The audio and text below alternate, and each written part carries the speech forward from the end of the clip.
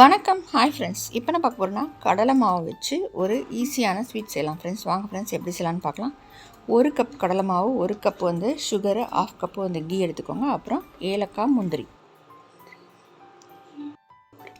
1 cup water எடுத்துக்கோங்க. 2 spoon key விட்டு முந்திரியை வறுத்து எடுத்துக்கலாம்.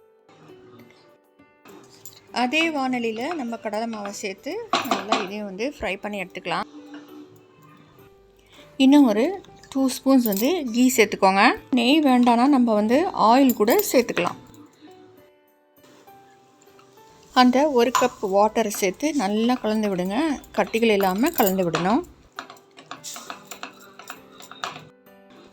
இன்னும் ஒரு 1/2 கப் கூட சேர்த்துருக்கேன். நல்லா கட்டிகள் இல்லாமல் கலந்து விடுங்க. அந்த கடலை மாவு நல்லா வெந்து வரும். வெந்த பிறகு நம்ம சுகரை ஆட் பண்ணிக்கலாம். இப்போ நம்ம சுகரை ஆட் பண்ணிக்கலாம். நல்லா கலந்து விடுங்க.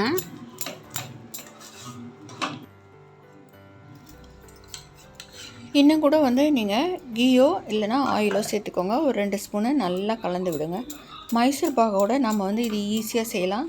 இது அல்வா பதத்துலையும் எடுத்துக்கலாம். அப்படி இல்லைனா இது கூட நம்ம பிளேட்டில் கொட்டி கொஞ்சம் நேரம் ஆன பிறகு கட் பண்ணி கூட எடுக்கலாம்.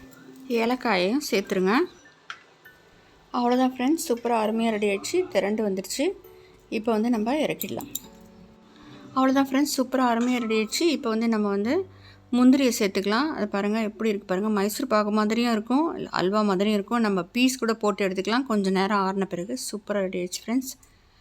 இந்த வீடியோ பிடிச்சிருந்தால் லைக் பண்ணுங்கள், ஷேர் பண்ணுங்கள், மறக்காமல் சப்ஸ்கிரைப் பண்ணுங்கள் ஃப்ரெண்ட்ஸ். தேங்க்யூ. தேங்க்ஸ் ஃபார் வாட்சிங்.